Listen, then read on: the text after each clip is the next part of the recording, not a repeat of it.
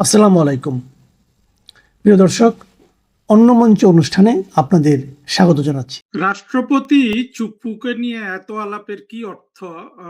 এর কিছুই বোঝা যাচ্ছে না। সবাই এত কৌতূহলী কেন?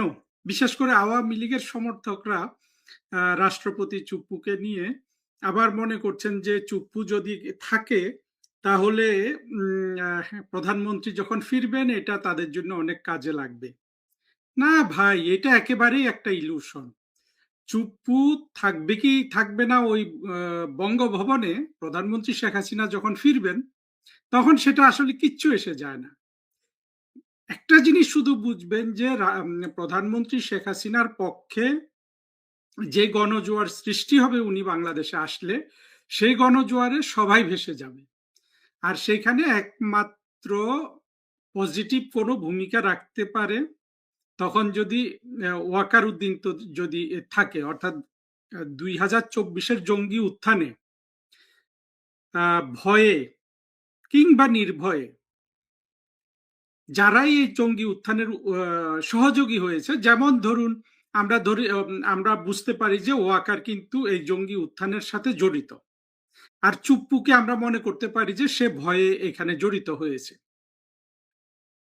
এরকম যত পক্ষ আছে, রাষ্ট্রের যত অর্গান আছে, সবকিছু একমাত্র ওয়াকারের আসলে এই জায়গা থেকে আপনার সরে এসে শেখ হাসিনাকে যদি তিনি অন্যভাবে পরিবর্তন হন, সেখানে তাকে হয়তো ভিন্ন, মানে তার একটু সুযোগ আছে। কিন্তু কিন্তু চুপ্পু দেখেন, চুপ্পু হইল এমন একটা জায়গায় বসবাস করে রাষ্ট্রপতি, কিন্তু বাংলাদেশের রাষ্ট্রপতি হলো ঠুটো জগন্নাথ।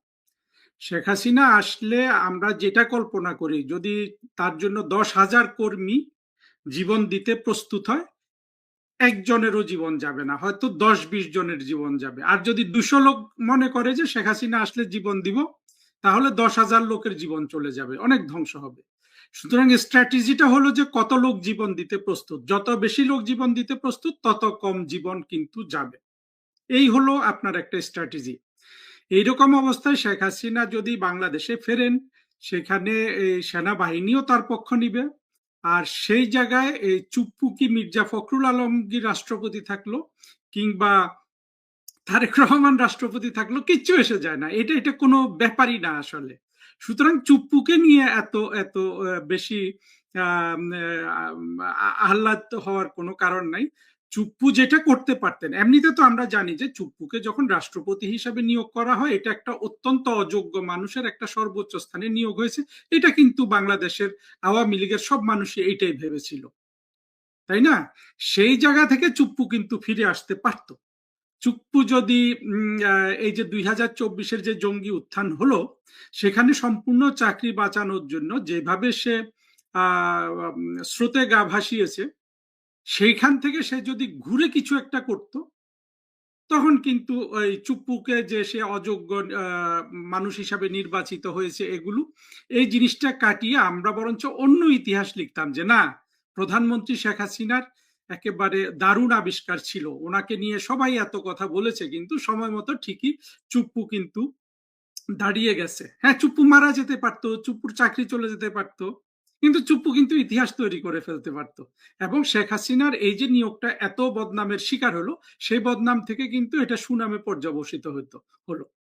আর সাধারণত এই ধরনের আপনার অপরিচিত লোককে বা অযোগ্য লোককে আপনি তো ওই রকম একটা জায়গায় তো সেজন্য নির্বাচন করবেন, তাই না? বসিয়ে দিবেন যে সে আপনার প্রয়োজনে কাজে লাগবে। আমরা কিন্তু চুপ্পুকে এরকম কোনো কাজে লাগতে দেখিনি। হ্যাঁ, আমি জানি আমার এই কথা শুনে বলবেন যে চুপ্পুর কি করা আছে। আসলে চুপ্পুর তখনও কি কিছু করার ছিল না। আবার যদি তার উন্নত চরিত্র হতো, বাংলাদেশের মুক্তিযুদ্ধের পক্ষের জন্য তার যে মূল্যবোধ, সেটা যদি তার বৈষয়িক মূল্যবোধের চেয়ে বড় হতো, তাহলে অনেক কিছু করার ছিল। কিন্তু একটা বাংলাদেশে তো এরকম মানুষ আসলে খুব বেশি পাওয়া যায় না। চুপ্পুর কিছুই করার ছিল না। ফলে শেখ হাসিনা যেদিন আসবেন সেদিনও চুপ্পুর আসলে কিছু করা থাকবে না। সেখানে যদি মাহমুদুর রহমান, আমি তো মনে করি বিএনপির উচিত চুপ্পুকে সরিয়ে মাহমুদুর রহমান, অথবা তাদের জন্য যারা সবচেয়ে বেশি কষ্ট করেছে তারেক রহমানের জন্য, এই লুৎফুজ্জামান বাবর, মাহমুদুর রহমান, এই ধরনের লোককে আওয়ামী বিএনপির উচিত রাষ্ট্রপতি করা। এবং এরাও যদি রাষ্ট্রপতি থাকে, সেই গণজোয়ারে কিন্তু ওরা আরো বেশি বিপদগ্রস্ত হবে, চুপ্পুও বিপদগ্রস্ত হবে। চুপ্পু হয়তো তখন ভাব দেখিয়ে শেখ হাসিনার পক্ষ নিবে এবং বলবে আমি সব করেছি। চুপ্পুর এরকম একটা সুযোগ থাকবে। আবার দেখবেন যে একই কাজ কিন্তু মাহমুদুর রহমান ইয়েও করে ফেলতে পারে, ওরা যদি রাষ্ট্রপতি থাকে, মাহমুদুর রহমান বা বাবর, তারাই কিন্তু আবার চুপ্পুর জায়গায় চলে আসতে পারে। চুপ্পু 2024 জঙ্গি উত্থানের পর যা যা করেছে, মাহমুদুর রহমান বাবর যদি রাষ্ট্রপতি থাকে তারাও তাই করবে শেখ হাসিনা যখন আসবেন। শেখ হাসিনা আসার সাথে আসলে মূল শক্তি হলো তার তৃণমূলের কর্মী, যারা আজকে তার জন্য জীবন দিতে প্রস্তুত। এরা যদি এই এই এই সংকল্প নিয়ে নামে যে নেত্রীর জন্য জীবন দিয়ে দিব, এরকম 5-10 লাখ লোক নামলে সব কিছু খড়কুটোর মতো ভেসে যাবে। এই চুপ্পু এখানে থাকলো কি না থাকলো, চুপ্পু নাকি সিঙ্গাপুরে গিয়ে শেখ হাসিনার সাথে কথা বলেছে, এইসব বাজে বাজে কাহিনী, সত্য মিথ্যা আমরা জানি না, কিন্তু এগুলো হয়তো চুপ্পুকে তারা এখন সরিয়ে দিতে চায়। আর চুপ্পু তো সম্পূর্ণরূপে তারেক রহমানের করুণার উপর নির্ভরশীল। তো এরকম করুণার উপর নির্ভরশীল হয়ে যারা চাকরি করে, তারা তো আসলে অথর্ব, এদের দ্বারা এই পৃথিবীতে কিছুই হয় নাই। দেখেন, আমি যে ঢাকায় ফিরে যাই নাই, আমি যদি ঢাকায় ফিরে যেতাম আমি চাকরি করতে পারতাম, এতদিনে আরেক দেশে রাষ্ট্রদূত হয়ে বেরো হয়ে যেতে পারতাম। কিন্তু আমি কেন যাই নাই জানেন? আমার মনে হলো যে এই যে তারেক রহমান কিংবা ইউনুস, এদের অধীনে চাকরি করা আমার জন্য অনেক বেশি মানসিক কষ্টের হবে। মানে চাকরি না থাকলে যে কষ্ট, তার চেয়ে কিন্তু ওইটা অনেক বেশি মানসিক কষ্টের হবে। চুপ্পু কি সেটা ভাবে? চুপ্পু তো ভাবে যে আরাম আয়েসে আসি বঙ্গভবনে, হ্যাঁ, মাঝে মাঝে বিদেশেও যেতে পারি। আপনারা তবু এইসব লোকজনের পেছনে ঘোরেন। আপনাদের আসলে না বোধ বুদ্ধিটা বাড়াতে হবে, চিন্তা চেতনা বাড়াতে হবে, এবং আপনার মূল্যবোধটাকে বাড়াতে হবে। আমরা দেখেছি যে রাষ্ট্রপতির যে যে ইনস্টিটিউশনের যে সম্মান, এটা আসলে জিল্লুর রহমানের পরে আর আমাদের দুই রাষ্ট্রপতি করতে পারেননি। আব্দুল হামিদ খান সাহেব, উনি চটুল কথাবার্তা বলতেন। হ্যাঁ, চটুল কথাবার্তা বলা খারাপ না, আমি এটাকে দোষের ধরি না, কিন্তু আব্দুল হামিদ তো বোঝেন নাই যে তারা এই রাষ্ট্রটা, শেখ হাসিনা এই রাষ্ট্রটা সাপের, হ্যাঁ, সাপের বাসায় বসে কিন্তু রাষ্ট্র চালাচ্ছে। সেখানে রাষ্ট্রপতি একটা জটিল কথা বললে ওরা কিন্তু এটাকে সারা পৃথিবীতে খবর করে, হাসাহাসি করে, মানুষের কাছে রাষ্ট্রপতি কিন্তু হাসি তামাশার পাত্র হয়েছেন। সেখান থেকে তো এরা, ওই আব্দুল হামিদ খান সাহেব, উনি অনেক বড় রাজনীতিবিদ হতে পারেন, উনি স্পিকার ছিলেন, কিন্তু ওনার তো উচিত ছিল চুপচাপ বসে থাকা, এইসব প্রিয়াঙ্কা চোপড়া টোপড়া নিয়ে হাসাহাসি না করা, তাই না? ছোট ছোট জিনিসগুলো শেখ হাসিনার ক্ষতি করেছে না? আর আমরা তো শুনি যে ওই আব্দুল কালাম হামিদের 14 গোষ্ঠী হলো রাজাকার। তো এইভাবে আসলে পারা যাবে না। আপনারা দেখেন, যেই লোকগুলো শেখ হাসিনা সবচেয়ে বেশি সুবিধা দিয়েছেন, তারা কেউ কিন্তু আজকে শেখ হাসিনার জন্য ফুটো পয়সার কাজেও কিন্তু লাগছে না। অনেকে ভাবছেন যে না, সময় মতো এরা কাজে লাগবে, সময় মতো এরা ওই রাস্তায় ওইখানে গিয়ে বসে দাঁড়িয়ে থাকবে যে নেত্রী আমি এই করেছি ওই করেছি। এদের আসলে 2 পয়সার মূল্য নাই। ফলে আওয়ামী লীগের সমর্থকরা এই চুপ্পুকে নিয়ে একদমই ভাববে না। চুপ্পু এখন তারেক রহমানের অধীন। চুপ্পুকে তারেক রহমান চাইলে ফেলে দিতে পারবে, চাইলে রাখতে পারবে। আর চুপ্পুর যদি সামান্য ন্যূনতম লজ্জাবোধ, সামান্য ব্যক্তিত্ব, এই যেগুলা যেগুলা বলে আর কি, যে মুক্তিযোদ্ধা এটা ছিল, বা সামান্য তার কিছু থাকে, সে অলরেডি পদত্যাগ করে কিন্তু চলে যেত। এখন পদত্যাগ করছে না কেন? তার হয়তো অনেক অর্থকড়ি আছে, সেগুলার কি হবে, নানান চিন্তা ভাবনা তো তাকে করতে হচ্ছে। তাকে নামলেও তো তারেক রহমানের সাথে এক ধরনের সম্পর্ক তৈরি করে নামতে হবে, যাতে তার জীবন নিরাপদ থাকে, তার অর্থ নিরাপদ থাকে, যেগুলো সে সম্পূর্ণরূপে শেখ হাসিনার করুণা পেয়েই কিন্তু লাভ করেছে, যেটা তার ওইভাবে লাভ করা সম্ভব হয় নাই। সুতরাং যেই লোকের লোভী, দুটো জিনিস দিয়ে কখনো হয় না জানেন, লোভী মানুষ যত আদর্শবান হোক, যত সাহসী হোক, এদের দ্বারা শেখ হাসিনার এখন যে ধরনের লোকজন দরকার, এরা এই চুপ্পু কখনো ওই কাজে হেল্প করতে পারবে না, কারণ চুপ্পু তো চরম লোভী একটা মানুষ। হ্যাঁ, দুর্নীতি করে ভরিয়ে ফেলছে, আপনারা ওইটা দেখেন না কেন? তারপরে আপনারা চুপ্পুর জন্য কান্নাকাটি করেন। আমার বন্ধুরাই এসে বলবে যে এমন কথা বলো কেন, কিন্তু সত্য কথা কাউকে না কাউকে তো বলতে হবে, কারণ রাষ্ট্র তো ধ্বংস হয়ে গেছে 2024-এ। এবং সেখানে প্রধানমন্ত্রী শেখ হাসিনার যেসব সিদ্ধান্ত এই জঙ্গি মৌলবাদী শ্রেণীকে সাহায্য করেছিল, সেই সিদ্ধান্তগুলোর কথা তো আপনাকে বলতে হবে, যাতে জননেত্রী শেখ হাসিনা ভবিষ্যতে এই ধরনের ভুল সিদ্ধান্ত আর গ্রহণ না করেন। আওয়ামী লীগের রাজনীতিতে এখনো শেখ হাসিনার নেতৃত্ব অনিবার্য, এর কোনো বিকল্প নেই। এটাই ধ্রুব সত্য, এটাই বাস্তবতা। 21 বছর রাস্তায় থাকা আওয়ামী লীগকে ক্ষমতায় নিয়ে আসা, মুক্তিযুদ্ধের চেতনাকে প্রতিষ্ঠিত করা, এটা শেখ হাসিনার নেতৃত্বেই সম্ভব হয়েছে। বহুদা বিভক্ত আওয়ামী লীগ, চরম প্রতিকূল পরিস্থিতি, বঙ্গবন্ধুর খুনিদের দাম্ভিকতা, স্বাধীনতা বিরোধীদের পৃষ্ঠপোষকতা, এত প্রতিকূল পরিস্থিতিকে মোকাবেলা করে আওয়ামী লীগকে মেইন স্ট্রিমে আনার কৃতিত্ব আওয়ামী লীগের কোটি কোটি নেতাকর্মীদের যেমন, কিন্তু নেতৃত্বের মূল কৃতিত্ব শেখ হাসিনার, এর কোনো বিকল্প ছিল না, এটা প্রমাণিত সত্য। কতবার আওয়ামী লীগকে নিয়ে কত রকম অনাকাঙ্ক্ষিত পরিস্থিতি হয়েছে, দলে ভাঙন, গ্রুপিং করা, দল ভেঙে অন্য দল করা, নানা পরিস্থিতিকেও কিন্তু তিনি মোকাবেলা করেছেন। বিশ্ব পরিমণ্ডলে মোকাবেলা করা, দেশের অভ্যন্তরে মোকাবেলা করা, বিভিন্ন প্রশাসনিক প্ল্যাটফর্মকে সমন্বয় করা সহ নানা পরিস্থিতিকে মোকাবেলা করতে গিয়ে তিনিই একমাত্র যিনি বারবার মৃত্যুর মুখোমুখি হয়েছেন। এতবার মৃত্যুর মুখোমুখি আওয়ামী লীগের অন্যান্য কোনো নেতারা হননি। বঙ্গবন্ধুর পরে আওয়ামী লীগের নেতৃত্ব দানকারী সকলের প্রতি শ্রদ্ধা রেখে বলবো, শেখ হাসিনার নেতৃত্বের অনবদ্য গুণের কারণে আওয়ামী লীগকে ঘুরে দাঁড়াবার মতো জায়গায় আসা সম্ভব হয়েছিল। এখন ক্রান্তিকাল, এই সময় চায়ের টেবিলে, রেস্টুরেন্টে, আড্ডায়, ভুয়া অনলাইন পোর্টালে অথবা ইউটিউবে অথবা বেনামিতে শেখ হাসিনার ব্যর্থতার কথা বলার পাশাপাশি এটা চিন্তা করা উচিত, যা কিছু সাফল্য তা কিন্তু তার নেতৃত্বে এসেছে। ব্যর্থতার কথা বললে সে দায় দায়িত্ব আমাদের প্রত্যেকেরই। আমরা কে কতটা সফলতার সঙ্গে সংগঠনকে গোছাতে পেরেছি, আমরা কে কতটা পরিস্থিতি মোকাবেলা করার জন্য প্রতিরোধ গড়ে তুলতে পেরেছি। মেটিকুলাস ডিজাইনের ষড়যন্ত্র, বিদেশি পরাশক্তি, দেশীয় শক্তি সম্মিলিতভাবে 2024-এর 5 অগস্টের ঘটনা ঘটাতে সক্ষম হয়েছিল।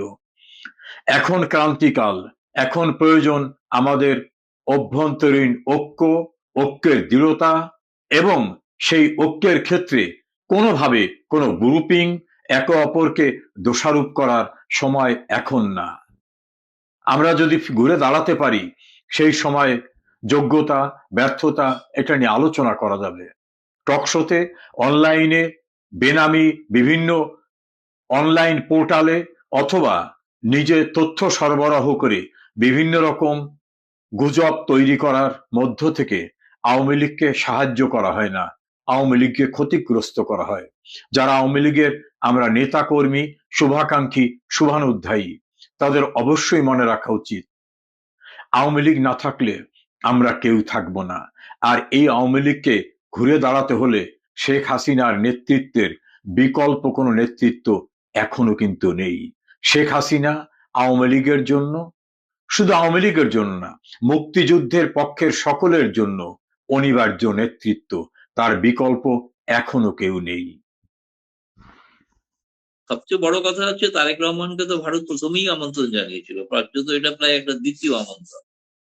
এবং এটা ঘটনা হচ্ছে, এটা ভারতের পররাষ্ট্র মন্ত্রণালয় খবরটি নিশ্চিত করেছেন, এবং আজকে বাংলাদেশের পররাষ্ট্র প্রতিমন্ত্রী শামা ওবায়েদ তিনি বলেছেন তারা চিঠি পেয়েছেন, এবং চিঠিটি প্রধানমন্ত্রী তারেক রহমানের ওপর বিবেচনার উপরে তারা ছেড়ে দিয়েছেন।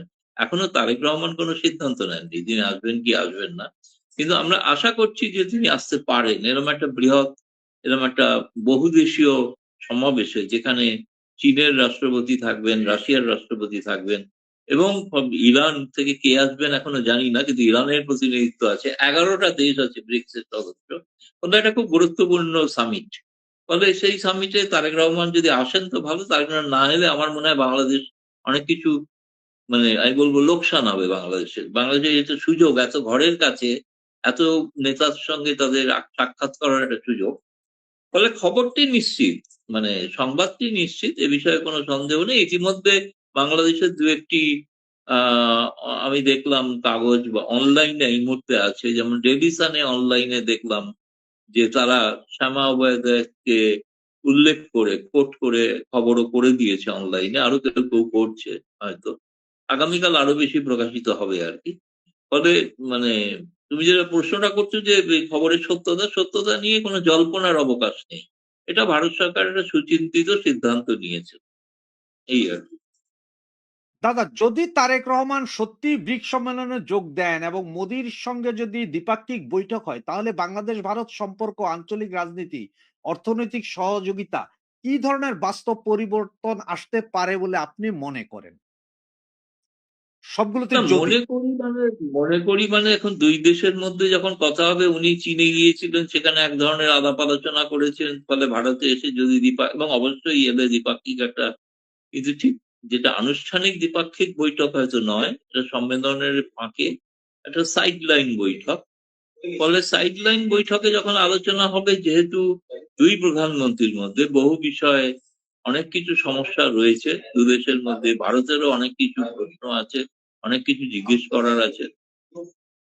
সে কারণে দু ধরনের আলোচনা হলে একটা খোলাখুলি উভয় পক্ষের মানে হাইয়েস্ট লেভেলে কথা হবে। এর আগে তো পররাষ্ট্রমন্ত্রী পর্যায়ে কথা হয়েছে, তাহলে এখন একটা হাইয়েস্ট লেভেলে শীর্ষ পর্যায়ে কথা হলে দু দেশের মধ্যে কথাবার্তা ইত্যাদি এগুলো হয়তো বোঝা যেতে পারে আর কি। সেই কারণে সেটা একটা সুযোগ আছে। মানে তার মানে যে এবারে সম্পর্ক বিরাট উন্নত হয়ে যাবে এমন কোনো ফোরকাস্ট আমি করছি না। আমি বলছি একটা সম্ভাবনা আছে, সম্ভাবনা উভয় রকমেরই আছে। দাদা, বাংলাদেশে একটা খুশির বন্যা চলছে এই মুহূর্তে। কারণ আজকে ৩ দিন যাবৎ ভারতে ককরোচ জনতা পার্টি বা ককরোচ পার্টি এরা ব্যাপক আন্দোলন করছে। ওখানে পুলিশ মারছে, পুলিশকে ওরাও মারছে। এরকম অনেক ভিডিও। এবং বাংলাদেশেও আপনার ককরোচ জনতা পার্টির পক্ষ থেকে হয়ে কালকে ইনকিলাব মঞ্চ নামে একটি সংগঠন, তারাও মিছিল করেছে। সেখানে আবার মশাল মিছিলের আগুন লেগে নেত্রীর শরীর পুড়ে গেছে। এই অবস্থায় আসলে পরিস্থিতি কি ভারতের, আপনাদের পরিস্থিতি কি খুবই খারাপ? না, সরকার পতন পরিস্থিতি হবে? খারাপ বলতে দেখো, এটা ঘটনা যে দীর্ঘকাল বাদে প্রধানমন্ত্রী নরেন্দ্র মোদী যে একাধিপত্য নিয়ে সরকার চালাচ্ছিলেন, তাতে প্রথম একটা আঘাত এলো, এবং আঘাতটা এলো ছাত্রদের থেকে। নিঃসন্দেহে এটা খুব বড় ধরনের আন্দোলন চলছে, এ বিষয়ে কোনো সন্দেহ নেই। এই আন্দোলনে পক্ষে বা প্রকারান পরোক্ষে ভারতের যাবতীয় বিরোধী দল তারা সমর্থন করেছে। এমনকি রাহুল গান্ধী প্রকাশ্যে প্রেস কনফারেন্সও করেছেন, বলেছেন তাদের দাবিকে সম্পূর্ণ সমর্থন করেন। নিশ্চিতভাবে এই বিষয়টা এত স্পর্শকাতর, এবং ভারতের কেবলমাত্র দিল্লি নয়, বিভিন্ন রাজ্যে বিভিন্ন শহরে, কিন্তু সে বিহার হোক, উত্তরপ্রদেশ হোক, পশ্চিমবাংলা হোক, মধ্যপ্রদেশ হোক, রাজস্থান, সর্বত্র কিন্তু এই আন্দোলনটা একটা ব্যাপ্তি পেয়েছে, এ বিষয়ে কোনো সন্দেহ নেই। এবং এটা যেটা তথাকথিত ভাবে বলা হয়ে থাকে জেনজির আন্দোলন, এটা ভারতে এই ধরনের একটা জেনজির আন্দোলন সত্যিকারের কিন্তু অনেকটার বাদে একটা দেখা গেল। এবং সে কারণে নরেন্দ্র মোদী সরকার নিঃসন্দেহে এটা চেষ্টা করছেন কিভাবে মোকাবিলা করবেন, কিন্তু বিপাকে পড়েছেন এ বিষয়ে কোনো আমার বলতে কোনো দ্বিধা নেই।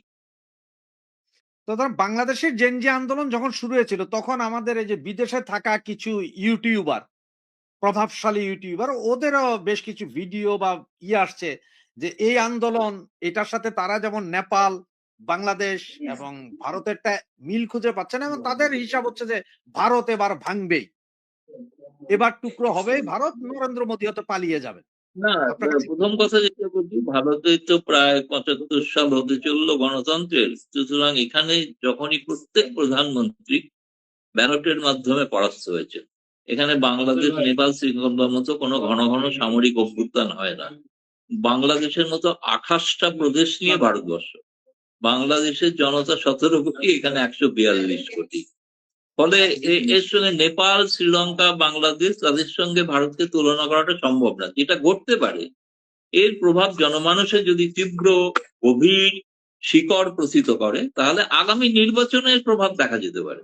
নির্বাচন ছাড়া কোনো পরিবর্তন ভারতবর্ষে আজ পর্যন্ত হয়নি, এবং আমার এখনো ধারণা নরেন্দ্র মোদী বেকায়দায় পড়লেও তাতে এই আন্দোলনের কারণে তার সরকার পড়ে যেতে পারে, এরকম লক্ষণ এখনো দেখা যায়নি। তবে একটা শর্ত, একটা তার সঙ্গে একটা ডিসক্লেমার দেওয়া উচিত। ডিসক্লেমার হচ্ছে, এই সরকার টিকে আছে দুটো আঞ্চলিক দলের সমর্থনে।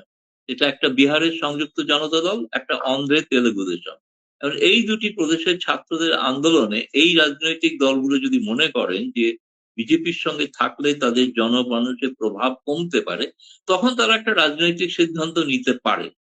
কিন্তু তখন দেখা যাবে যে পার্লামেন্টেই সেই পরীক্ষাটা হবে আস্থা অনাস্থার। পার্লামেন্টের বাইরে আমাদের এখানে মানে যেটা বাংলাদেশে ঘটে থাকে, কতবার সামরিক শাসন হয়েছে, কত কিছু হয়েছে, সরকার বদলে যায়, পাল্টে যায়।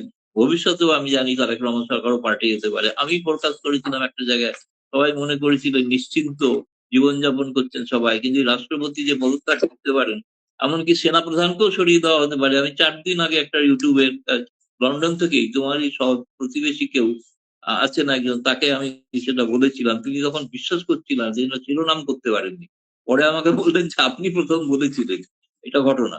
এখন এটা ঘটনা যে আহ, এরকম তো ঘটনা ঘটে থাকে, কিন্তু যেটা বাংলাদেশ, নেপাল বা শ্রীলঙ্কায় যে ধরনের ঘটনা ঘটে সেটা ভারতে ঘটা সম্ভব নয়। এত বৃহৎ দেশ, বৃহৎ ভৌগোলিক, আমি তো বললাম যে যদি দিল্লি শহরই ধরা যায়, দিল্লি শহর হচ্ছে প্রায় ধরা যেতে পারে 10টা ঢাকা, 10টা ঢাকা কি তারও বেশি। দিল্লির এক প্রান্ত থেকে আর এক প্রান্ত যেতে প্রায় ঘন্টা 3 লাগে। আমি যেখানে থাকি আমার বাড়ি হচ্ছে 51 কিলোমিটার দূরে, এখন যেখানে বসে আছি, মানে তোমাদের ঢাকা শহর থেকে ধরো সাভার ছাড়িয়ে প্রায় টাঙ্গাইল বর্ডার, সেখান থেকে রোজই আসা যাওয়া করি এবং সেটা 1 ঘন্টার মধ্যে যাতায়াত করি। ফলে এত বিশাল একটা মানে ভূখণ্ডে এরকম রাজনৈতিক পরিবর্তন হওয়া, মানে ওই যে ধরনের পরিবর্তন তোমরা দেখেছো, এই পরিবর্তনটা ভারতে হবে না। ভারতে গণতান্ত্রিক উপায়েই পরিবর্তন হবে। মানে এখনই এমন না যে এই আন্দোলনের সাথে সাথে আপনার মোদী সরকারের পতন হবে, সমস্ত না, না, মিনিস্টাররা সেরকম পালিয়ে নয়। যাবে, ওটা এরকম? ওটা ওটা তাদের কাছে মনে, না, না, না, না, তাদের তাদের ছবি দেখে মনে হচ্ছে যে এটা তা নয়। এটা সেরকম কিছু ঘটনা নয়। তারা একটু, তারা ভাবছেন মনে প্রাণে, তারা হয়তো নরেন্দ্র মোদী বিরোধী বলে তাদের ভালো লাগছে। ভারতেও যারা নরেন্দ্র মোদীর বিরোধী তাদেরও ভালো লাগছে, লাগছে না যে তা নয়। কিন্তু তার মানে এই না সরকার কাল পড়ে যাচ্ছে। দাদা, সার্জিও গোর বাংলাদেশে নাকি হুম, আসছেন। তো উনি আসলে তো হুম, সম্ভবত আমাদের সরকার প্রধানদের সাথে কথা বলবেন। এখনো এতটুকু হুম। জানি না যে উনি আপনার ভারতের যে অ্যাম্বাসেডর বাংলাদেশে আছেন, দীনেশ ত্রিবেদী, ওনার সাথে দেখা করবেন কিনা। আসলে কি কারণে আসছেন বলে মনে হয় হঠাৎ এই সফর? এদিকে আপনাদের ভারতে চলছে ককরোচের অত্যাচার। না, না, কোনো সংযোগ কি হয়? না, না, সংযোগ সেটার সঙ্গে আমেরিকার রাষ্ট্রদূতের ঢাকা সফরের কোনো ককরোচ আন্দোলনের কোনো সম্পর্ক নেই বলেই আমার মনে হয়। দুটো বিচ্ছিন্ন ঘটনা। দেখো, একটা পরিষ্কার হচ্ছে যে সার্জেই ঘোর কেবলমাত্র ভারতের রাষ্ট্রদূত নন, তিনি দক্ষিণ এশিয়া এবং মধ্য এশিয়ায় তার অ্যাসাইনমেন্ট। ফলে তিনি হচ্ছেন বাংলাদেশেও যে রাষ্ট্রদূত আছে তারও তিনি বস, এবং তিনিও একজন রাজনৈতিক নেতা, তিনি ক্যারিয়ার ডিপ্লোম্যাট নন। ফলে তিনি ঢাকায় যাচ্ছেন, আসলে স্বাভাবিকভাবে তার যেটা মানে এখতিয়ারে পড়ে, সেই অঞ্চলটা কেমন আছেন সেটা বুঝতে, সেখানকার পরিস্থিতি কি, রাজনৈতিক পরিস্থিতি কি, সেগুলো সবটা বোঝার জন্যই তিনি প্রথমত যাচ্ছেন বলে মনে করি। দীনেশ ত্রিবেদীর সঙ্গে দেখা শুধু নয়, দীনেশ ত্রিবেদী ঢাকায় যাওয়ার আগে সার্জেই গৌড়ের সঙ্গে দেখা করে দিল্লিতে। তার সঙ্গে অলরেডি সার্জেই গৌড়ের সঙ্গে দেখা হয়েছে, এবং দেখা হওয়ার পর সার্জেই গৌড় তাকে জানিয়েছিলেন আমি ঢাকায় যাচ্ছি, হয়তো আপনার সঙ্গে দেখা হতে পারে। সেটা দেখা হবে কি হবে না সেটা পরবর্তী বিষয়। আর সার্জেই গোর খুব একটা প্রোটোকল মেনে চলেন না, তিনি যেটা মনে করেন সেটা করেন। এবং তার যে এই অ্যাসাইনমেন্ট, এটাও একটা, এই প্রথম এই ধরনের একজন রাষ্ট্রদূত অ্যাসাইনমেন্ট পেয়েছেন যিনি ভারত ছাড়াও আরো বিভিন্ন দেশের রাষ্ট্রদূত। এটা সাধারণত হয়নি কখনো আগে। ফলে তিনি বাংলাদেশে বোঝার জন্য যেটা বুঝতে, বাংলাদেশে একটা এখনো টালমাটাল পরিস্থিতি, রাজনৈতিক স্থিরতা যদি বলা যায় সেটা নেই। ফলে সেখানে আমেরিকার যেটা ইন্টারেস্ট, স্বার্থ, সেটা কতটা বর্তমান সরকার পালন করতে পারছে বা পারবেন, সেটা তাদের পক্ষে বোঝা দরকার। দ্বিতীয়ত, যেটা তার মনে আছে নিশ্চয়ই, যে ব্রেন কিসিনসন যখন দায়িত্ব নিয়ে এসেছিলেন তার প্রথম কমেন্ট ছিল যে আশা করি তারেক রহমান সরকার চীন থেকে দূরে থাকবে। কিন্তু তারেক রহমান সরকার প্রথম সিদ্ধান্ত নিয়েছেন চীনে যাওয়ার। যদি মালয়েশিয়া হয়ে গিয়েছেন সেটা অন্য বিষয়, কিন্তু তাহলেও চীনে গেছেন, যদিও একটা ওই আন্তর্জাতিক সামিট উপলক্ষেই গিয়েছিলেন, পরে বাইলাটারাল মিটিং করেছেন। ভারত এবং যুক্তরাষ্ট্রের ক্ষেত্রে একটা বিষয় সহমত আছে, চীন। দুই পক্ষই তাদের চীন তাদের প্রতিযোগিতা শুধু নয়, ভারতের ক্ষেত্রে তো প্রায় শত্রু। ফলে এই অবস্থায় এই কারণে শত্রু শত্রু বন্ধু, এই কারণে ভারত যুক্তরাষ্ট্র একই রকম মনোভাব পোষণ করে যে চীনের প্রভাব যাতে, যেহেতু কথা চলছে নানা রকম বাংলাদেশে। দ্বিতীয়, রাজনৈতিক দিক থেকে আমার কাছে মনে হয় একটা গুরুত্বপূর্ণ, আমেরিকাতেও সব খুব শিগগিরই সেনেট নির্বাচন অনুষ্ঠিত হতে চলেছে। ট্রাম্প প্রশাসন অনেক চাপের মধ্যে আছে। তাদের ওখানে এটা তার কনস্টিটিউয়েন্সি কে বোঝাতে হবে যে তারা গণতন্ত্রের পক্ষে। ফলে বাংলাদেশে যেটা গণতন্ত্র এখনো সুপ্রতিষ্ঠিত নয়, প্রধান একটি রাজনৈতিক দল যে রাজনৈতিক কর্মকাণ্ডের বাইরে রয়েছে, আওয়ামী লীগ, সেটা, এবং রিপাবলিকানদের সঙ্গে ডেমোক্র্যাটদের ফারাক আছে, পার্থক্য আছে। ডেমোক্র্যাটরা চায় আওয়ামী লীগ যেন না আসতে পারে, কিন্তু রিপাবলিকরা চায় কিনা এটা এখনো স্পষ্ট হয়। তবে রিপাবলিকানরা হয়তো চাইবে তাদের কনস্টিটিউয়েন্সিকে সমর্থন বোঝাতে যে আমরা কিন্তু একটা ইনক্লুসিভ পলিটিক্স চাই, যেমন ভারতও মনে করে ইনক্লুসিভ পলিটিক্স হওয়া উচিত। ফলে দুটি বিষয়ে ভারত যুক্তরাষ্ট্রের মধ্যে একটা সহমত আছে। ফলে এর প্রতিফলনটা উনি ঢাকায় গিয়ে কি করছেন, আমি যতদূর জানি তিনি একটা টাউন হল সভা করবেন, যেখানে প্রচুর গুণীজনরা আসবেন, বুদ্ধিজীবী আসবেন। সবচেয়ে গুরুত্বপূর্ণ হবে ইউনূস সাহেবও ঢাকায় আছেন, তার সঙ্গেও সাক্ষাৎ করতে পারেন। ইতিমধ্যে বাংলাদেশের একটা টালমাটাল একটা অবস্থা, রাষ্ট্রপতি হলে কে রাষ্ট্রপতি হবেন এই নিয়ে নানা রকম কথা চলছে। যিনি ইউনূসের সময় স্বরাষ্ট্র সচিব ছিলেন, যিনি বর্তমানে ক্যাবিনেট সচিব, তিনি হবেন কিনা, এবং ইউনূসই বা হয়ে যাবেন কিনা, এসব নানা রকম জল্পনা রয়েছে। কেউ কেউ তো সোশ্যাল মিডিয়ায় বলতে চাইছেন যে আমেরিকা হয়তো ইউনূসকেই চাইছে, এবং আসলে সেটা দাদা হচ্ছে কি আপনি হচ্ছে না সেটা ওই যে আপনার হওয়ার এই পর বোঝা যাবে। আমেরিকার অ্যাম্বাসেডর বাংলাদেশে আসা, এই যে সার্জিও গোর এবং আপনার ভারতের ককরোচ জনতা পার্টি, এটা কেন বললাম আমি? আমাদের বাংলায় একটা কথা আছে যে ঘরপোড়া গরু সিঁদুর দেখলেও নাকি ভয় পায়। যে গরুর গোয়াল ঘর জ্বলে যায় সে যখন এই যে সিঁদুর দেখে ওইটা ওর লাল দেখে ও ভয় পায়। তো এই জন্য যে বাংলাদেশে যে পরিস্থিতি হয়েছিল, মানে এই জন্য আমাদের কাছে এটা মনে হয় যে এখানেও আবার কোনো একই নাকি একই ডিপ স্টেট কাজ করছে কিনা। না, না, না, না, আমি তো সেটা বলতে পারবো না। কারণ তো সন্দেহ আছে। সন্দেহ আছে, নেই যে তা না। কিন্তু সেটা নয় যে তার জন্য তার জায়গায় ঢাকায় কেন যাবেন? তিনি এখানে বসেই তো ডিপ যেমন স্টেট এর কাজ করতে পারেন। একজন দর্শক একটা চাইলে প্রশ্ন তাকে আপনাকে বাড়তি করেছে। দেওয়া হবে। না, না, প্রথম কথা আমি যেটা বললাম, এখানে ডিপ স্টেটই হোক, যেই হোক, তাকে গণতান্ত্রিক পথে হারাতে হবে ভারতের নরেন্দ্র মোদীকে। অন্য কোনোভাবে কিছু করা যাবে না। মানে তিনি জি, জি। পালিয়ে চলে যাবেন গদি ছেড়ে, এরকম এতটা এখনো পর্যন্ত সেই আন্দোলন সেই পর্যায়ে দাঁড়াবাজি। আন্দোলন হচ্ছে, মানুষের ক্ষোভ আছে, বিক্ষোভ আছে, স্পর্শকাতর বিষয়, ছাত্রদের ভবিষ্যতের বিষয়। অনেকটা যেহেতু সবসময় এই ধরনের মুভমেন্ট গুলো ছাত্ররাই শুরু করে থাকে, সেই কারণে আর বাংলাদেশে সদ্য ঘটেছে, নেপালে ঘটেছে, তারা একইভাবে হয়তো ইকুয়েট করতে চাইছেন। কিন্তু আমি বললাম যে ভারতবর্ষে যে ব্যাপ্তি, তাতে সেটা হওয়া সম্ভব নয়। কেউ চাইবে না, এমনকি ভারতের বিরোধী দল চাইবে না যে নরেন্দ্র মোদীকে উৎখাত করার জন্য তারা একটা অগণতান্ত্রিক পথে উৎখাত করবেন, আর কেউ গিয়ে গণভবনে মতো বসে পড়ার মতো বসে পড়বেন। সেটা হয় না, সেটা ভারতে হওয়া সম্ভব। এই নাহলে তো ভারতে এত বড় গণতন্ত্র চলছে কি করে? ইন্দিরা গান্ধী ভোটে হেরে যান, এত বড় ক্ষমতাশালী প্রধানমন্ত্রী। মোরারজি দেশাই হেরে গেছেন, অটল বিহারী বাজপেয়ী হেরে গেছেন, ১০ বছর চালানোর পর মনমোহন সিং হেরে গেছেন, দেবেগৌড়া হেরে গেছেন, ইন্দ্র কুমার গুজরাল হেরে গেছেন, নরসিমা রাও হেরে গেছেন, সবাই প্রধানমন্ত্রী। এখনো নরেন্দ্র মোদী হারেননি। তিনি যে হারবেন না তার কোনো গ্যারান্টি কিছু নেই, হারতেও পারেন। সেটা তো ২০২৯, তার আগে কিছু না। দাদা আপনি সম্ভবত আপনাদের পররাষ্ট্রমন্ত্রী বা স্পোকম্যানের কাছে আপনি একটা প্রশ্ন রেখেছিলেন শেখ হাসিনা বিষয়ে গত এই ৭টা ১০ দিনের ভেতরে। আসলে আপনার প্রশ্নটা কি ছিল? কার কাছে রেখেছিলেন এবং জবাবটা কি পেয়েছিলেন? না, আমি যে প্রশ্নটা করেছিলাম সেটা হচ্ছে যে শেখ হাসিনা ঘোষণা করেছেন যে তিনি ডিসেম্বরে ফিরতে চান, এবং সেক্ষেত্রে ভারত সরকার কোনো আলাপ আলোচনা করছে কিনা তারেক রহমান সরকারের সাথে। তো উনি উত্তর দিয়েছিলেন যে আহ, যে ভারতের কাছে একটা বন্দি প্রত্যর্পণের একটা অনুরোধ রয়েছে বাংলাদেশ সরকারের থেকে।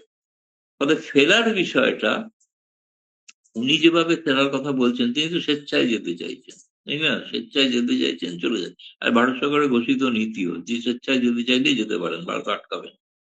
কিন্তু দ্বিতীয়ত হচ্ছে যে যদি ওইভাবে ফেরত দিতে হয় প্রত্যর্পণ চুক্তি অনুসারে, তাহলে তার আইনি দিক এবং বিচার বিভাগীয় দিক দেখে তখন সেই সিদ্ধান্ত নেওয়া, এবং সেই সিদ্ধান্তটা খুব মানে দীর্ঘ প্রক্রিয়া, খুব তাড়াতাড়ি হওয়ার কোনো ব্যাপার নয়। আপনাদের যেমন একজন আর্থিক অপরাধী তো ভারতে তার বিচার চলছে। এমনকি আরেকটা প্রশ্নও পরে ব্রিফিং এ করেছিলাম যে হাদি হত্যাকারীদের ফেরতের ব্যাপারে। তো তার একই উত্তরই ছিল। আমাদের এখানে আমাদের এখানে আদালতে তাকে দোষী সাব্যস্ত হতে হবে। তবেই তাকে ফেরত দেওয়া যেতে পারে। কিন্তু আর দ্বিতীয়ত ফেরত না দেওয়া বন্দিপ্রত্যান চুক্তি অনুসারে যদি কারোর ফাঁসি হয়, রাজনৈতিক কারণে তাকে যদি শাস্তি দেওয়া হয়, তাহলে ফেরত দেওয়া হবে না, ওটা চুক্তিতেই লেখা আছে। ভারত থেকেও বাংলাদেশ থেকেও যেসব উলফা জঙ্গিদের ভারতে আনা হয়েছিল তাদের কারোর ফাঁসি হয়নি। তাদের বিরুদ্ধে কিন্তু মৃত্যুদণ্ডের অভিযোগ কারু ছিল। ভারত পর্তুগাল থেকে একজন কুখ্যাত আসামিকে ভারতে আনিয়েছিল, আবু সালেম। তাকে লিখিত প্রতিশ্রুতি দিতে হয়েছিল তার ফাঁসি দেওয়া হবে না। ফলে সে যাবজ্জীবন কারাদণ্ড ভোগ করছে। ফলে এটা এখন বন্দি প্রত্যর্পণ চুক্তির শর্ত অনুসারে তিনি শর্তটা ব্যাখ্যা করেছিলেন। তিনি শেখ হাসিনা স্বেচ্ছায় চলে যাবেন সেই বিষয়ে কোনো মন্তব্য করেননি, যদিও পরে তারা ব্যাখ্যা দিয়ে অফ দ্য রেকর্ডই বলছে, এই কারণে সেটা কোট করা যাবে না, এবং সেটাতে বলেছেন তিনি যেতে চাইলে ভারত ট্রাভেল ডকুমেন্ট দিয়ে দেবে এবং তিনি যেতে পারেন। আপনার কাছে কি মনে হয় যে শেখ হাসিনা অবৈধভাবে আপনাদের আইন ভঙ্গ করে ভারতে গিয়েছেন বা নিজেই হেলিকপ্টার চালিয়ে চলে গিয়েছেন, যেটা বাঙালিরা মনে করে? না, না, আদৌ না। একদম পরিষ্কার জয়শঙ্কর পার্লামেন্টে বিবৃতি দিয়েছেন তাদের অনুরোধেই। বাংলাদেশের সেনাবাহিনী এবং শেখ হাসিনা দুজনেরই, তাদেরই অনুরোধেই ভারত তাকে এখানে আসতে দিয়েছেন, এবং সে তো বাংলাদেশের সেনাবাহিনীর হেলিকপ্টার এবং তাদের বিমানে চেপে এসছেন, ভারতের সেনাবাহিনীর কাছে, তাই না? সুতরাং সেটা আমার মনে হয় না সেরকম করে, এবং সেক্ষেত্রে ভারতের এখনো সিদ্ধান্ত হচ্ছে তিনি আমাদের সম্মানিত অতিথি। দাদা, গত ২ দিন আপনি বারবার বলছিলেন আমাদের রাষ্ট্রপতি মহামান্য চুপ্পু পদত্যাগ করছেন। এটা যেমন পেপার পত্রিকাতে আছে, আজকে আবার বিভিন্ন পত্রিকা বলছে যে আগামীকালই পদত্যাগপত্র পেশ করবেন। হঠাৎ করে ডিসেম্বরে শেখ হাসিনা আসছেন। এই ঘোষণা দেওয়া হলো। এরই মধ্যে আপনার সার্জিও গোর বাংলাদেশে আসছেন। আবার আগামীকাল যদি রাষ্ট্রপতি পদত্যাগ করেন, আসলে রাষ্ট্রপতির পদত্যাগটা কি শেখ হাসিনা আসছেন এই ঘোষণার পরে হঠাৎ কেমন মনে হচ্ছে আপনার কাছে বিষয়গুলো? না, যেটা আমার অনুমান ছিল, আমি যে কারণেই বলেছিলাম, আমি প্রকাশ্যেই বলেছিলাম যে শেখ হাসিনা আসার পরে যেটা তারেক রহমান সরকার যেটা মনে করছেন যে রাষ্ট্রপতি এবং সেনাপ্রধান দুজনেই শেখ হাসিনার অত্যন্ত পারিবারিকভাবে ঘনিষ্ঠ। ফলে তারা যদি কোনো নেপথ্য থেকে সাহায্য করে বসেন, সুতরাং দুজনকে সরানোরই পরিকল্পনা। কবে কার কোনটা সব এর মধ্যে নৌবাহিনীর প্রধান তো পরিবর্তন হয়েছে, সেটা তো হুম, জানেন নিশ্চয়ই। জি, জি। স্থলবাহিনীর প্রধান হিসেবে ওয়াকারুজ্জামানের পরিবর্তন হবে কি হবে না সেটা সময় বলবে। আপাতত তুরস্কে আছেন। তুরস্ক থেকে ফিরলে তখন হয়তো বোঝা যাবে। কিন্তু এখন শাহাবুদ্দিনের ব্যাপারটা রাষ্ট্রপতি পার্টি এখন এটা তো আরেকটা সমস্যা। তারা কিন্তু কিছু করবেন তা নয়। কারণ শাহাবুদ্দিন তো দুদিন আগে জুলাই বিপ্লবের উপরে তো বিবৃতি দিয়েছেন। তাই না? বিশাল বিবৃতি জি। দিয়ে তো বিশাল বিবৃতি দিয়েছেন। সেই বিবৃতিতে তিনি শেখ হাসিনার তো বিরুদ্ধেই বিবৃতি দিয়েছেন। তিনি শেখ হাসিনাকে সমর্থন করে বা কিছু করবেন, এটা তাদের আশঙ্কা ছিল। সেজন্যই তারা তাড়াতাড়ি, নাহলে তো কথা ছিল ২০২৭ সাল পর্যন্ত তাকে রাষ্ট্রপতি থাকতে দেওয়া হবে। এটা তো স্বয়ং তারেক রহমান তাকে বলেছে। হঠাৎ কেন মত পরিবর্তন হলো? মত পরিবর্তন হলো যেহেতু শেখ হাসিনার। আমেরিকাকে করিডোর দেওয়া হয়নি। আমাদের সেনাপ্রধান বলেছিলেন ব্লাডি করিডোর। সেখানে চাইনিজ অ্যাম্বাসেডর এবং পররাষ্ট্রমন্ত্রী বলেছেন যে করিডোরের কাজ চলমান। চায়না যখন বলে কোন কাজ চলমান তার মানে হচ্ছে যে কিন্তু কাজ আসলেই চলমান। সার্জিও গোর কি এই বিষয়ে চাপ দিতে পারেন বলে মনে হয়? আমেরিকা। অবশ্যই সেটা আমেরিকা কখনোই চাইবে না যে বাংলাদেশ, মিয়ানমার হয়ে চীন পর্যন্ত যে করিডোর, সে করিডোর তো অ্যাকচুয়ালি বিআরআই প্রজেক্টের অধীনে, বেল্ট রোড ইনিশিয়েটিভ চীনের যেটা জি, প্রজেক্ট। জি। ফলে সেটা কখনোই ভারতও চাইবে না, সেটা যুক্তরাষ্ট্র চাইবে। ফলে একদম বললাম চীনের বিষয়ে উভয় দেশই সহমত। এখন সেটা এখন নির্ভর করছে যে তারা কতটা এগোবেন। আমার সন্দেহ আছে, কারণ তারেক রহমান সরকার কোনো সিদ্ধান্ত নেননি। সিদ্ধান্ত নিতে পারবেন না। সিদ্ধান্ত নিলে তাদের পক্ষে সমস্যা হবে, খুবই সমস্যা হবে। যেটা সার্জিও গোর সেইজন্য সরাসরি সেটার বিষয়ে কথা বলতে চাইবে। দাদা আমি জানি আপনি খুবই ব্যস্ত লোক এবং এই মুহূর্তে আসলে নিউজ নিয়ে আপনারা খুব ইয়েতে আছেন। আমি আপনাকে সময় আর নষ্ট করব না। একটা লাস্ট কোয়েশ্চেন করছি। এরপরে আপনাকে ছেড়ে দিচ্ছি। সেটা হচ্ছে দাদা, ডিসেম্বরে যেহেতু শেখ হাসিনা আসবেন বলছেন, সেটা কি এখনো ঠিক আছেন কিনা? এবং জনমুখে যেটা শোনা যাচ্ছে বাংলাদেশে বিভিন্ন জায়গায় এবং অনেক কনটেন্ট ক্রিয়েটর এটা করেছেন যে সার্জিও গোরের সাথে বা আমেরিকান যে অ্যাম্বাসেডর ভারতে আছে, উনাদের সাথে নাকি আওয়ামী লীগের বিভিন্ন নেতাদের বিভিন্ন সময় কথাবার্তা হচ্ছে বা চলছে। আসলে ঘটনাটা কতটুকু সত্য? দেখুন, বাংলাদেশের সাংবাদিকদের প্রতি সম্মান শ্রদ্ধা জানিয়ে বলছি, তারা নিজের দেশের খবরই তো জানেন না, সেটা তো আমাদের থেকে জানতে হয়। রাষ্ট্রপতি হত্যা করবেন কি করবেন না, সেনাবাহিনী চলবেন কিনা, তারেক রহমানকে মোদী সরকার ইনভাইট করছে কিনা, সবই তো ভারতীয় সাংবাদিকরা খবর, তাই না? তারা তো খবর ব্রেক করতে পারেন না। ফলে তারা কি খবর দিচ্ছেন আমার মনে হয় জানি না, খুব গুরুত্ব দেওয়ার কিছু নেই। কিন্তু চীনের সঙ্গে দূরত্বটা রাখবেন কিনা তারেক রহমান, সেটা তারেক রহমানকে বলতে হবে। হার্জেইগোর বস, সাউথ এশিয়ার বস। ফলে সেটা তা না বললে তিনি তার মতো সিদ্ধান্ত নেন। এটা একটা সতর্কবাণী দেওয়ার জন্য তিনি যাচ্ছেন, এটুকু আমি বলতে পারি। এবং ডিসেম্বরে ফিরছেন শেখ হাসিনা, সেইটা তো এখনো ঠিক সেটা আছে। তো উনি আরো অনেকগুলো পশ্চিমা সংবাদ মাধ্যমকে ইন্টারভিউ দিয়েছেন, সেগুলো প্রকাশিত হবে এবং তাতে যদি কোনো নতুন মত কিছু বলেন তখনই যাবে। এখনো পর্যন্ত স্ট্যান্ড করছে রয়টার্সকে যেটা বলেছেন সেটাই। এটা আমাদের মাইনে আমাদের নিতে হবে। আমাদের বিয়ে করতে মোল্লা লাগে, জানাজা করতে মোল্লা লাগে, এই জন্য মাদ্রাসার মোল্লাদের টুপকি মারা জায়েজ, এই জন্য হ্যাঁ। জামাতিদের ব্যভিচার জায়েজ, এই জন্য 501 নম্বরে মামুনুল হকের ইসলামী খেলাফত কায়েম জায়েজ, মানে ওইখানে ঝর্ণার শহীদুলের বউ নিয়ে থাকা জায়েজ, জামাতের আমির জামাতের নেতাদের করিমুলের বউ, শহীদুলের বউ, রবিকুলের বউ, যার যার বউ, কে যে কার বউ তোলায় এই জায়গাটা থেকেই কি শেখ ফরিদ ভাই মানে জিন্দে পীর ওই গানটা কি আসছে যে কার পাশা গেছে কার টেবিলে? এইভাবে আপনি শুনেন, আপনি এইভাবে জামাতে ইসলামকে আপনি এইভাবে আপনি পোষায়েন না, দুষ্ট লোকেরা কষ্ট পাবে, তখন তারা ইসলাম খত্রমে বইলে আপনার বিরুদ্ধে ফতোয়া দিবে। অবশ্য আপনি ফতোয়া 2-4টা তো দেওয়াই আছে আপনার নামে আগে, আমার এটা কোনো মাথায় কয়শো ফতোয়া লয়ে যে ভাই আমি বইয়ে রয়েছি, এটা তো আমি জানি। আচ্ছা, এখন ঘটনা হইলো বাংলাদেশের মানুষ আসলে তো ইসলাম ওটার সাইনবোর্ড, প্রকৃত পক্ষে তারা জামাতের পক্ষ নেয় পাকিস্তান ভাঙার বেদনায়, ইসলাম নয়। ইসলামের যদি ইসলামের পক্ষে শুনেন, আমি কিন্তু বারবার বলি, আমাকে অনেক বলছে ফরিদ ভাই আপনি তো ইসলামের বিরুদ্ধে কথা বলেন, ইসলাম বিদ্বেষী। আমি বলছি না, আপনার কথা ভুল। আপনি আমাকে কেন ইসলাম বিদ্বেষী বললেন? আপনি তো অন্য ধর্মের সমালোচনা করেন না। আমি বললাম অন্য ধর্মের প্রসঙ্গ আমাকে আইনের দেন, দেখেন করি কিনা। আমি বললাম যখন গুরুকুলে হিন্দু হিন্দু ব্রাহ্মণেরা, হিন্দু গুরুরা বলাৎকার করবে, অবশ্যই প্রতিবাদ করবো, কিন্তু ওরা তো তা করে না। আপনি আমাকে দেখান। তাই নাই। আমি তো আরে পাইলে তো দেখ অবশ্যই আমারে। আপনি দেখান। রামকৃষ্ণ মিশন বাংলাদেশের যে শিক্ষা বড়, প্রতিষ্ঠান, হ্যাঁ, রামকৃষ্ণ মিশন কত বড় আপনি জানেন? কত বড় প্রতিষ্ঠান রামকৃষ্ণ সারা বাংলাদেশের। তাই না দাও। একটা আইনে দাও, আমরা করি কিনা দেখো। কিন্তু আমরা তো এগুলো খুঁজি, তোমরা কর বলবা কেন? আমরা তো খুঁজি যে আমরা কোন তো খুঁজি। আমরাই খুঁজি কোথায় কোন ইহুদি ধর্মবেত্তা কি করলো, হিন্দু ধর্মবেত্তা কি করলো, খ্রিস্ট ধর্মবেত্তা কি করলো, মৌলবীরা কি করলো। আমরা যাই দেখি সব আকাম করে মৌলবীরা, তাই বলি ভাই ভাই আমরা তো তোমার ইসলাম, প্রকৃতপক্ষে আমাদের অ্যাওয়ার্ড সাইফুল বাতিন টিটুকে অ্যাওয়ার্ড দেওয়া দরকার, শেখ মুজিবকে অ্যাওয়ার্ড দেওয়া দরকার। কারণ হলে আমরা তোমাদের ভুলগুলো ধরাই দেই, জানো তোমরা চেঁচামেচি করো, তোমরা যত চেঁচামেচি করবা ততই আমরা বলবো ঠাকুর ঘরে কে রে, বলে আমি কলা খাই নেই, ততই তুমি ধরা, তুমি চেঁচামেচি করে। আচ্ছা টিটু একটা জিনিস বলি, কালকে যদি কালকে যদি এই 501 মৌলবী বলে ফেলে যে সাইফুল বাতেন টিটু ইসলাম বিদ্বেষী হলে হতে পারে, নাস্তিক হলে হতে পারে, কিন্তু সে যা বলেছে এটা তো সত্য, চলো আমরা এটা প্রতিবাদ করি। আপনি তো কালকে ফুটুস আপনার নাম আপনি নিব কোন শালা, এইটা বুঝে না। এটা করলে কিন্তু আপনার আপনার কিন্তু শেষ, আপনার মার্কা ওরা নিয়ে গেল, আপনার নাম্বার ওরা। কালকে যদি বলে ফরিদ মৌলবীদের সমালোচনা করে, সুদ হারাম সুদ খায়, ঘুষ হারাম ঘুষ খায়, মদ হারাম মদ খায়, আচ্ছা আমরা সুদ ঘুষ মদ খাবো না, তাহলে তো আমার বকর বকর শেষ, রাইট?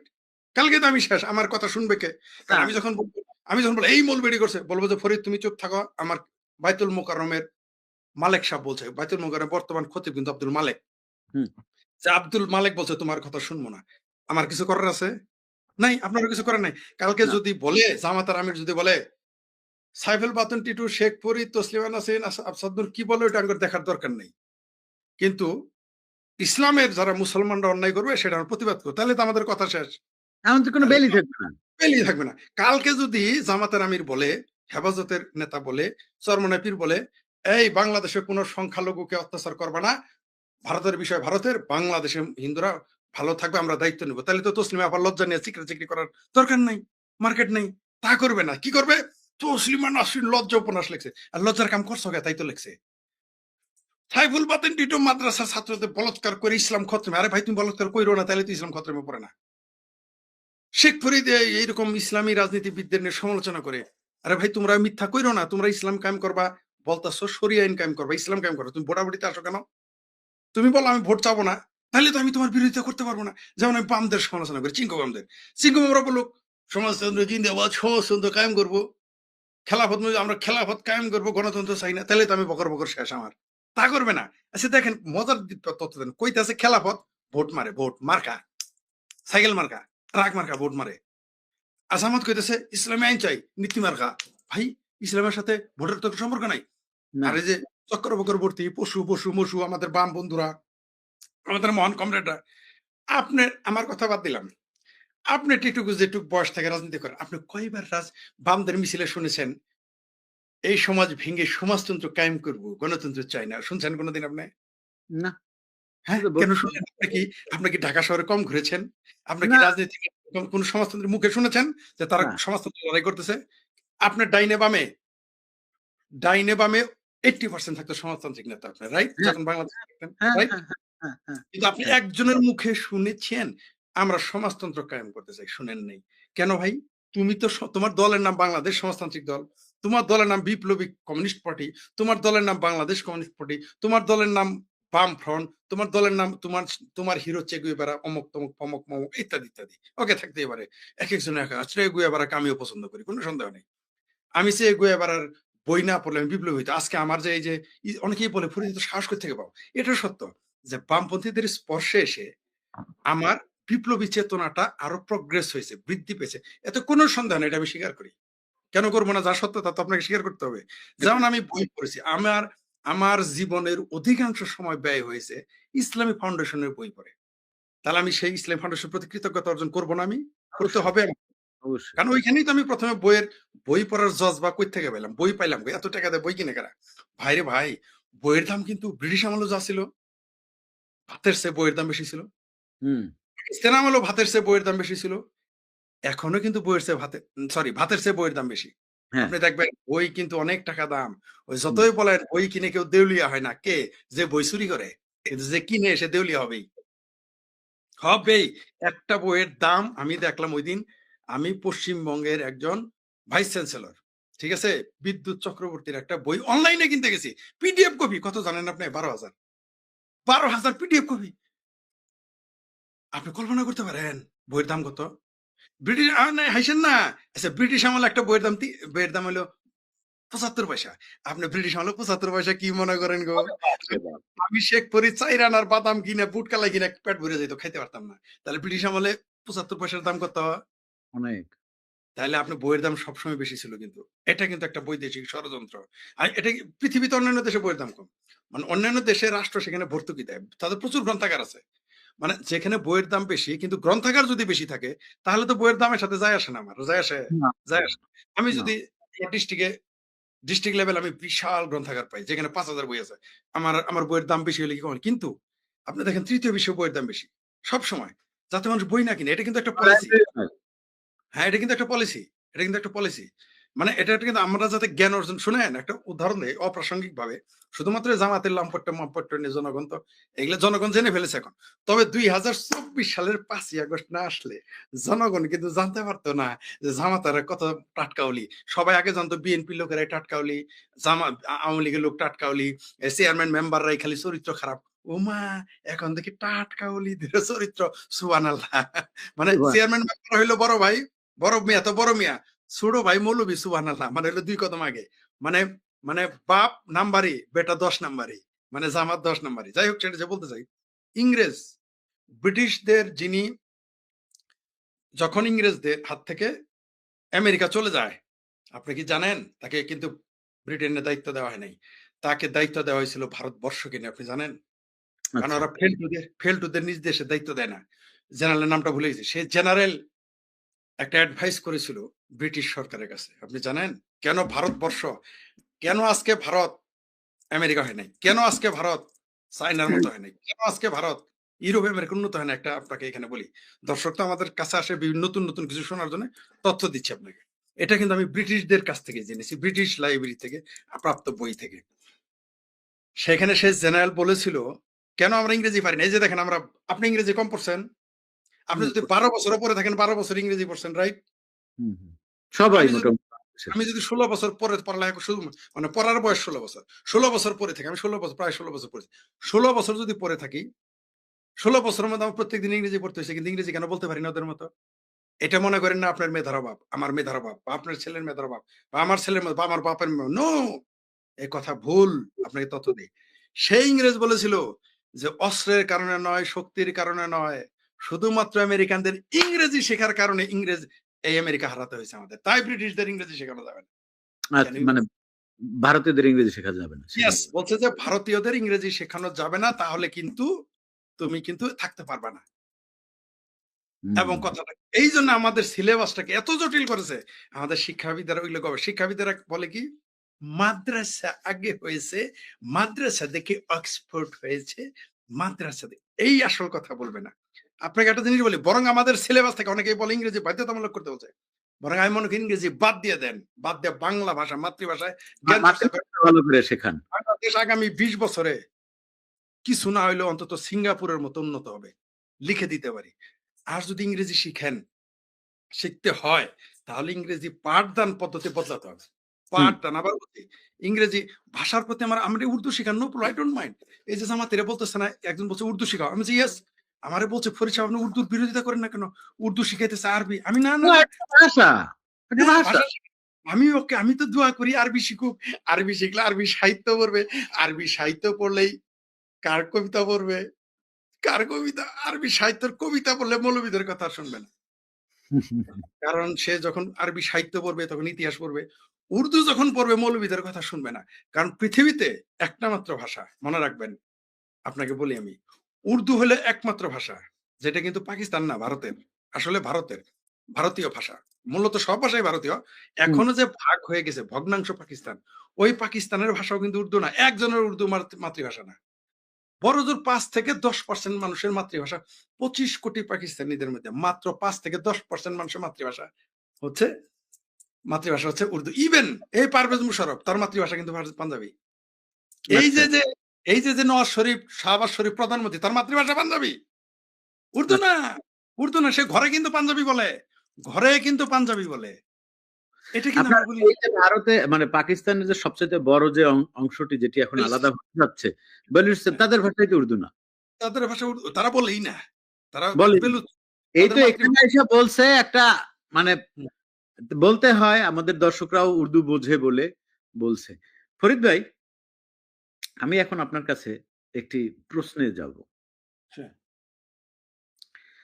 যখন জামায়াত ইসলাম আ নানা ধরনের রাজনৈতিক অসুবিধার মধ্যে ছিল তাদের দৃষ্টিকোণ থেকে, অর্থাৎ আওয়ামী লীগ তাদেরকে চাপায়ে রাখছে, এই করছে, সেই করছে, বিগত ১৭ বছর এই করতে পারে না, সেই মিথ্যা করতে কথা, পারে আওয়ামী লীগ কোনদিনই জামাতেরে চাপায় রাখে নাই।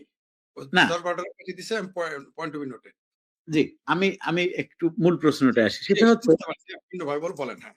তখন কিন্তু জামাত একটা জিনিস বলছে যে জামাতের মধ্যে কোনো ধর্ষক নাই। আজকে পর্যন্ত শুনছেন দেন জামাতের মধ্যে ধর্ষক আছে? জামাতের মধ্যে কোনো চোর নাই, জামাতের মধ্যে কোনো চাঁদাবাজ নাই। এটা কখন আচ্ছা, বলছে? যখন তারা বিপদে ছিল তাদের ভাষ্য অনুযায়ী। তাদের কিন্তু ভাষা, হ্যাঁ, হ্যাঁ, এইটা ঠিক আছে, তাদের ভাষ্য অনুযায়ী। তাদের ভাষ্য অনুযায়ী। কিন্তু জামায়াত জি, ইসলাম সবথেকে ভালো সময় ছিল হচ্ছে গিয়ে ২০০১ সাল থেকে ২০০৬ সাল পর্যন্ত, সেটাও বাদ দিলাম। হুম, জামায়াত ইসলামের সবচাইতে সুন্দর সময়, তাদের ইতিহাসের সুন্দর সময় শুরু হইছে আগস্টের ৫ ৫ তারিখ তারিখ। ২০২৪ সাল থেকে। জি। সেই ২০২৪ সাল থেকে শুরু করে আজকে পর্যন্ত আমরা এত লীলা খেলা দেখতেছি। এটার ঘটনা কি বইলে আপনি মনে করেন?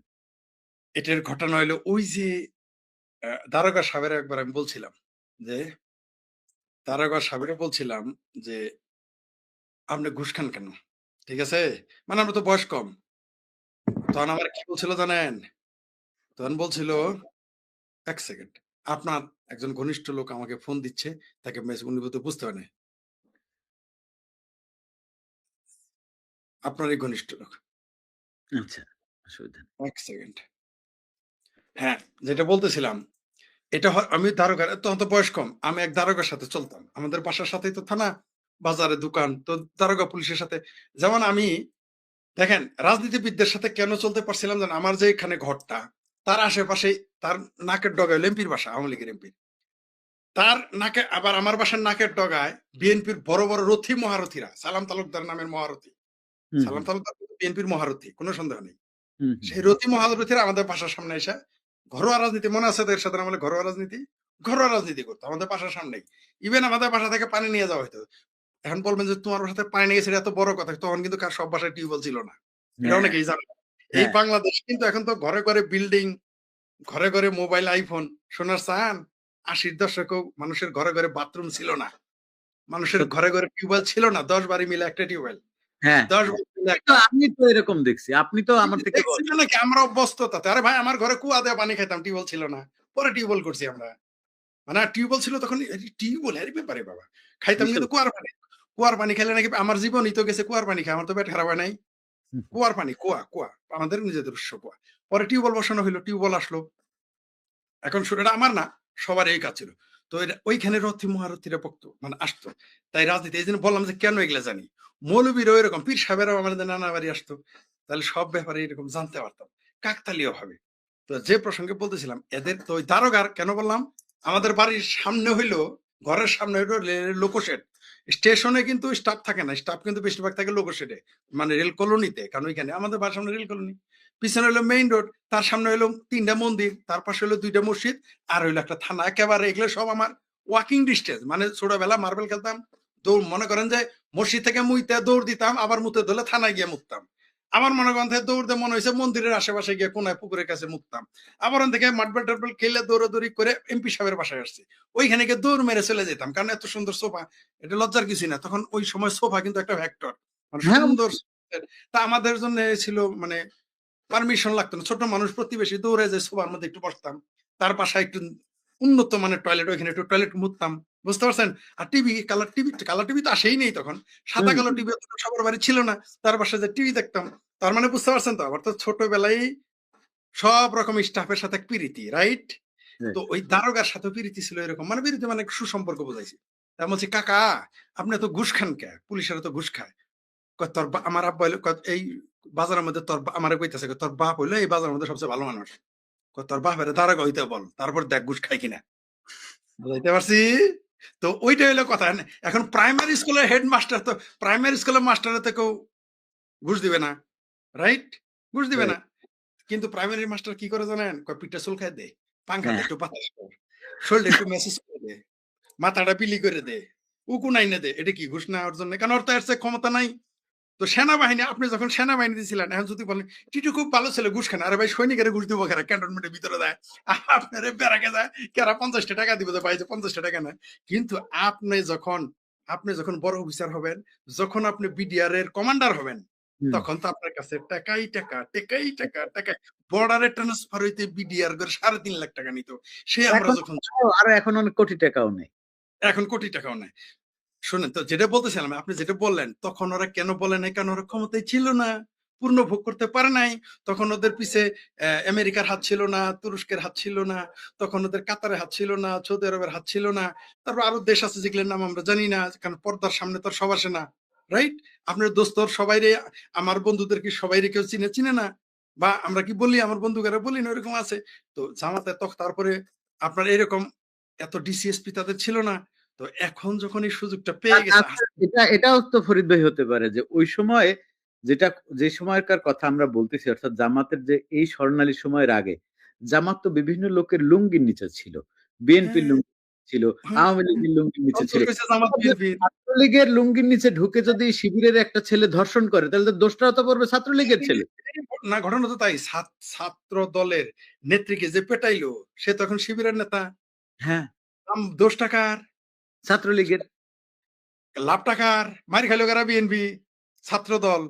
লাভ হইলো কার? শিবির। ওই লোক ওরে ধরে না কেন? প্রকাশ্য ভিডিওতে দেখা যাচ্ছে পেটাইতেছে, মানে হুম। এরা সবসময় পরের ঘাড়ে বন্দুক রাইখা গুলি করে, এই জন্য এরা ধরা পড়ে নাই। আর এখন তো নিজের ঘাড়ে নিজের বন্দুক, এই জন্য ধরা খাইছে। আর একটা কারণ ছিল, তখন তো টেকনোলজি এত ডেভেলপ ছিল না, হুম, হুম, এটাও হুম। একটা কারণ। এখন তো আস্তে আস্তে ধরা পড়তেছে এবং পড়বে। এরা না, শুনেন, যখন অযোগ্য লোকদের আপনি, অর্থাৎ আপনি কি এখন জেনারেল হওয়ার উপযুক্ত না? প্রশ্নই আসে না। মোটেও না, মোটেও না। আপনি যদি জেনারেল বানায় দেয় সেনাবাহিনীর, আপনি তো আমি জীবনে হব না। আমি জীবনে না, হব না। পা ধরে কথা, নিলেও হ্যাঁ, কিন্তু আপনি, কারণ আপনি জানেন আপনি কেন যাবেন না? যে আপনি বলুন ভাই আমি যোগ্য না। হুম। আমারও যদি কালকে সরকার উপদেষ্টা বানায়, আমি বলব না ভাই আমি এত বড় কাজের যোগ্য না। না, আরে কাজের মার রাইট, টেস মারতে দেব। এটা মানুষ আছে আলাদা। তাদের আমার যদি বলে কালকে তুমি শিক্ষামন্ত্রী হও, শিক্ষাপতি, আমি বলি আরে ভাই আমি কেন হব? অনেক যোগ্য লোক আছে। কিন্তু আমারও যদি শিক্ষামন্ত্রী বানায় বা আমারও যদি মনে করেন পররাষ্ট্রমন্ত্রী বানায়, আপনারা যদি মেজর জেনারেল বানায়, তাহলে দেশটা কিরকম চলবো? জামাতারা এরকম লোকদের নিয়ে আসছে। আরোপিত আর অর্জিত যোগ্যতা আলাদা। কিন্তু আপনাকে যদি একজন সৈনিকের দায়িত্ব দেয়, আপনি কিন্তু 100% সার্ভিস দিতে পারবেন। রাইট? ডেফিনিটলি। 100%। আমাকে যদি একজন সমালোচকের দায়িত্ব দেয়, আমি 100% সার্ভিস দিতে পারব। কিন্তু যখনই আপনি আমাকে এমপি বানাবেন, আমি কিন্তু পারব না সার্ভিস দিতে 100%। কারণ আমার কাম তো এটা না। আমার কাম ছিল একটা এনে বসাইছেন আরেক জায়গায়। তো এরকম জামাতারা করে কি, ওরা এখন তো ক্ষমতা পেয়ে গেছে। আমার ভাবির পোলা ৬ জন যে এমপি হইছে, এরা মেম্বার হইতে পারবো। ওর বাপে হইতে পারবো। পারবে না। ওর বাপও একটা লুচ, ও আপনি তো খালি জামাতের। আপনি আসলেই জামাতে ইসলাম বিদ্বেষী। আমার ভাবির পোলার বাপে লোকচামি করছে, এটা তো কইলেন না। তারপর আমার কিন্তু ভাবির আপনার পোলা, ভাবির পোলা যে, আপনার ভাবির পোলাকে যে হচ্ছে গিয়ে জামাত গ্রুম কইরা বানাইছে, এটা তো জামাত নিজেই কইছে। তাইলে আপনার ভাবির পোলাও তো জামাতি। ওহহো! থুকো, ভুলে গেছে। মাফ করে দেন, ভুল হইছে। তো আসলে কি জানেন? এরা সুযোগের অভাবে সৎ। সুযোগের জামাত হলো সুযোগের অভাবে সৎ। এই যে দেখেন এদের ব্যাংক দিয়ে দিয়েছেন, কি করেছে? হুম, একটা লোকও বিএনপির নাই, একটা লোকও জামাতের নাই। পাবেন? না। জামাতের একটা লোকও নাই ওইখানে নিয়োগ দেওয়া। এরা কিন্তু প্রয়োজনে এমপি নমিনেশন দিবে হিন্দুরে। হুম, কিন্তু আপনার বলেন তো, হিন্দু তো দূরের কথা, একটা বিএনপি এবং ছাত্রদল বা ছাত্রলীগের একটা ছেলের চাকরি দিয়েছে ইসলামী ব্যাংকগুলোতে। না। পাবেন আপনি? ভুলেও পাবেন না। এটাই হলো যে সুযোগ পেয়ে ওরাও, সুযোগ পেয়ে গেলে ওরা এইভাবে পুরো দেশটাকে, পুরো পুলিশ তার থাকবে, আর্মি তার থাকবে। এই প্ল্যানে এসে যাবে। আমার মতে আগামীতে আওয়ামী লীগ যদি ক্ষমতায় আসে, যদি একটু অন্য প্রসঙ্গে আসতেছি। ঠিক আওয়ামী লীগের এই জামাতের এই আকামটা ফলো করা উচিত। পুলিশ সব ছাত্রলীগ, হুম, আর্মি সব ছাত্রলীগ। কোন কথা নেই, চলবে না। ইসলামী ব্যাংক সব ছাত্রলীগ, যুবলীগ, সব। তারপরেও যদি কিছু থাকে পরে বিবেচনা করা যাবে। জান্নাতুল ফেরদৌস কোনা নামে এক আপা আছে আমাদের, সিরাজগঞ্জ বাড়ি। তাকে আমি এই কথা বলছি। তারপর যদি থাকে, কয় না তাও দেওয়া যাবে না। কি করবো আপা? কয় যদি থাকে আমরা ট্রেন করে আমরাই আমাদের নিয়োগ দিব। ওদের আর দিবই না। ওদের কামটা, আচ্ছা আগামীতে যদি আপনি জামাত নিষিদ্ধ করেন, এখন কি আমার ভাবির পোলারা বলতে পারবে যে কোন দল নিষিদ্ধ করা গণতন্ত্রের? না, পথ তো তারাই দেখায় দিয়ে গেছে রে ভাই। আগামীতে যদি আমি পাসপোর্টে বঙ্গবন্ধুর ছবি লাগাই, এরা কি কিছু বলতে পারবে? না, আগামী, বঙ্গবন্ধুর ছবি কেন ছিল না পাসপোর্টে? এইটাই তো আমার প্রশ্ন। হ্যাঁ, ইয়েস, এটা কেন ছিল না এতদিন? এটা বিরাট অপরাধ করেছে। আওয়ামী লীগের ভুল খুঁজে পাইছি তো একটা। এটা বিরাট ভুল। এটা একটা বিরাট ভুল, বঙ্গবন্ধুর সেই পাসপোর্টে লাগায়নি। এটা একটা বিরাট ভুল করেছিল। অন্যায় করেছে, ভুল না। ভুল না বলবো না, অন্যায়। এটা অন্যায়। অন্যায়। বঙ্গবন্ধুর প্রতি অন্যায় করেছে। আওয়ামী লীগ খোদ আওয়ামী লীগের সাথে অন্যায় করেছে। আগামীতে মুক্তিযুদ্ধের পক্ষে সরকার ক্ষমতায় আসলে প্রথমে যে আমরা কমিটি গঠন করব, মানে এই কাজগুলো বহুবিধ কাজ করব আমরা। আমরা যেমন গণ আদালত গঠন করব, সেই গণ আদালতের আরেকটা এজেন্ডা থাকবে যে পাসপোর্টে বঙ্গবন্ধুর ছবি লাগাবো। ঠিক আছে? এটা মনে